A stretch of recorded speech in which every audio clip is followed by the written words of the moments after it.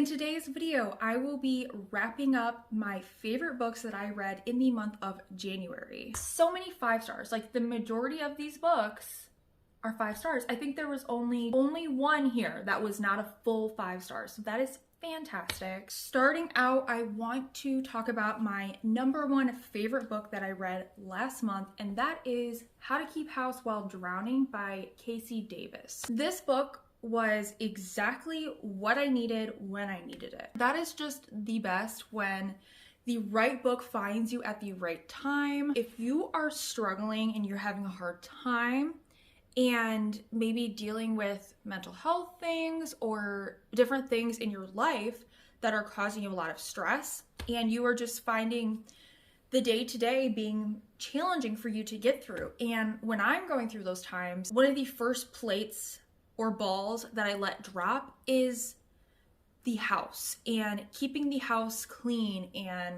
picked up and doing the dishes and house chores, right? This book was what it says in the title. It helps you, it gives you tips of how to keep house while you are drowning. While I have already been dealing with different mental health things, the lack of cleaning my house, right? Like coming downstairs and seeing the dishes piled up, or going upstairs and seeing the laundry basket full and having absolutely no motivation or drive to work on those things, it just makes it worse. It makes the state of depression that you're in worse. I feel like I can't even keep myself together, let alone keep my house together. If you have ever felt like you are struggling to keep up, I feel like you need to read this book. This book will help you get through your head that you are doing enough, and whatever you are able to do,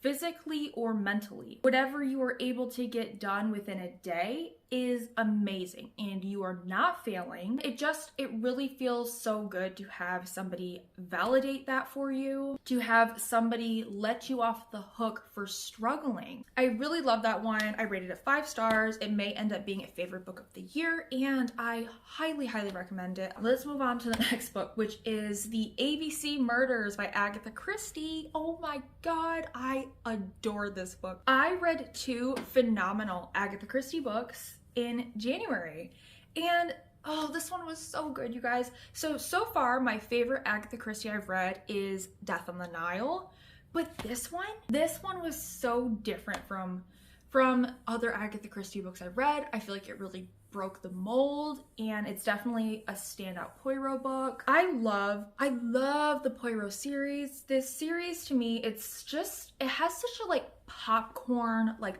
bingeable quality to it. Every book in the series is not a hit. Every book in the series is not gonna be terribly memorable.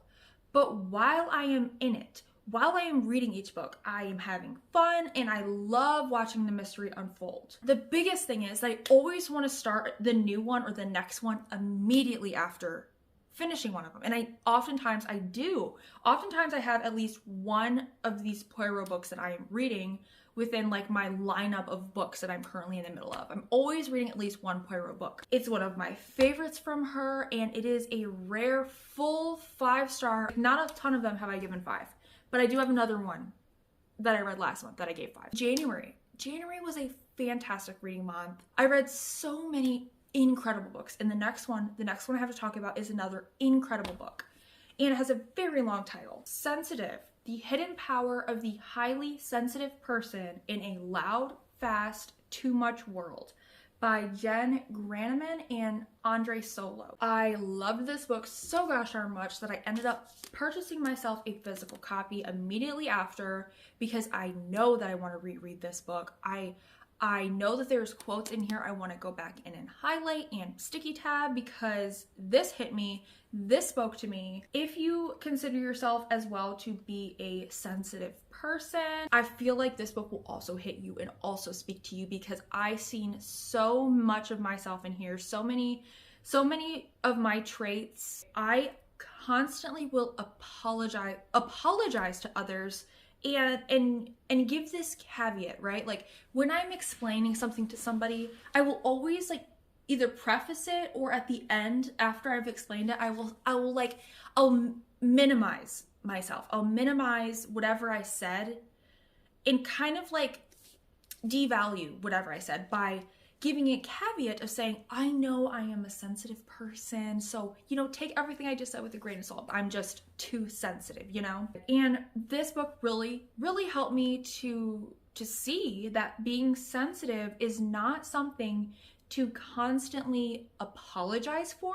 It is not something to use as an excuse to let other people walk all over me. This book helped me understand myself and feel seen and feel validated. And it's consciously helping me get to know myself better. Highly recommend, you guys. Highly recommend that one to so many of you out there, that if you feel like anything I just said speaks to you, I think you should give that book a try, because there are so many gems in there that helped me and I feel like are valuable. That book is extremely valuable. The next book that I have to talk about is Rest Easy.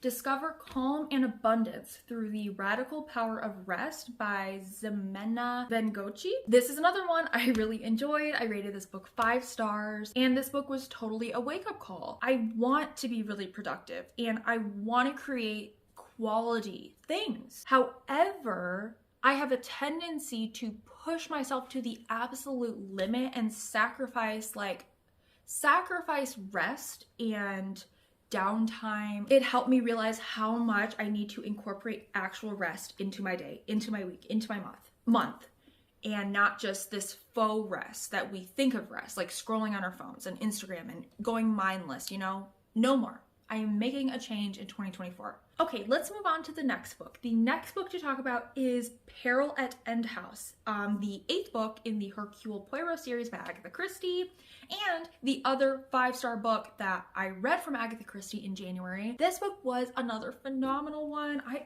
have been having some really good luck lately with my Agatha Christie reads. Yes, so this book, I have to remind myself, like, I've read so many of these Poirot books at this point that I have to remind myself, like, what was this one about? The thing that set this book apart is that the murder in this book has not actually happened yet, and Poirot is attempting to investigate the crime before it happens. And it reminded me a lot, actually, of Death on the Nile, because that one was it had a similar premise to it, where the murder hadn't really happened yet. This had a bit of a haunted evil house story, and give me a haunted house story any day of the week. I am here for it. I was just like, every bit of this book had me like, oh my god, oh my god, oh my god. I was like shocked, you know. I was just shocked. My jaw, I had to collect myself and pick my jaw up off the floor at multiple points. The plot twist, the red herrings, the twists and the turns in this one was amazing. Great ending. So impressed by the ending of this book. Truly a standout book in the Poirot series. The next book I read in January that I really enjoyed was Unraveling: What I Learned About Life While Shearing Sheep, Dyeing Wool, and Making the World's Ugliest Sweater by Peggy Ornstein. This is a memoir. We are following the narrator telling her story as she is trying to make this sweater, and she's trying to go through all of these steps that go into making a sweater, starting from step 1, which is shearing a sheep for the wool. There's a section on spinning, dyeing the wool, spinning the wool, all the steps that go into her making a sweater from scratch. Her storytelling was so full of character, and I loved the emphasis on sustainability in this book, getting back to our roots, appreciating the where and how of our clothes. And she spoke about fast fashion in this book, which I thought was really interesting. The conclusions that this author drew that always related back to yarn and spinning, and also some of the history behind it. I don't know if I ever will actually myself get into knitting and crocheting, but I can totally see why people, I feel like I have so many hobbies that I am like, you know, zoned in on. Like, I don't have room in my life for any more hobbies. At least hobbies like that I know if I get into knitting or crocheting, I am going to have so many yarns, all the needles, it's gonna take over my life, you know? So I enjoyed this book and reading about this woman you know, going on this journey back to our roots, right? I rated this book overall 4 stars. I really enjoyed it. And yes, while this is a slow, mostly uneventful read, if you are in the mood, which me, I was in the mood in January for slower, easy reads, I would recommend you this book because it is quiet, it's soft, it's cozy, you know, it's not dark, heavy. This is a good read to throw on in the background, and it's relaxing, and it's not going to be taxing on your mental health to read this. The final book that I have to talk about in this video is Things Have Gotten Worse Since We Last Spoke by Eric LaRocca, and I actually ended up rating this book a full 5 stars. This book is just 2 characters, okay, and they are talking to each other, sending each other these emails back and forth. I felt like they were each themselves telling a story. Nothing in this book should be taken literally. Nothing that they said was, I don't believe anything that they said to one another was literal. I feel like this book was a giant metaphor, and each of these 2 people had a different story that they were telling masked behind a metaphor. You as a reader have to crack this code, okay?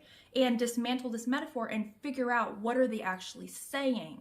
And for some reason, I felt like I had like my glasses on and my x-ray vision, I could see what they were saying, and this book spoke to me, and I really enjoyed this. I love a book that reads like one giant metaphor, and you have to look deeper. You can't just read it at surface level and take it for what those, you cannot just take the words and that's what it is. No. This is a book similar to another favorite of mine, also very misunderstood, Bunny by Mona Awad. This is another book similar, where you cannot just take the words on the page, okay? No.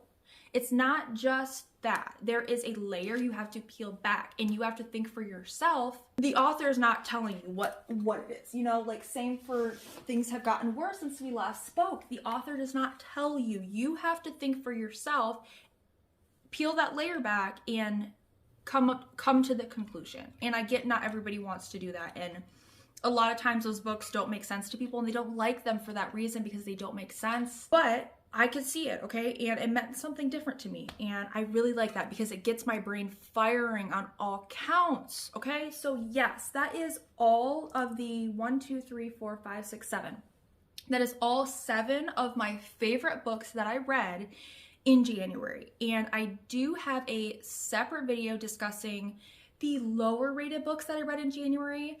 Overall, I had a really very good, successful reading month. Even the books that fall into like the lower half video, there was only maybe one that I really did not enjoy that was a 2-star, but everything else was 3 stars and higher. I had a really fantastic reading month in January, a ton of 5 stars. So I hope that that is a trend. I hope that is a sign for the rest of 2024 that this is going to be a fantastic, phenomenal reading year. That is all I have to talk about in this video. I hope you guys are having a great week and a great day whenever you are watching this, but other than that, I will see you guys in my next video.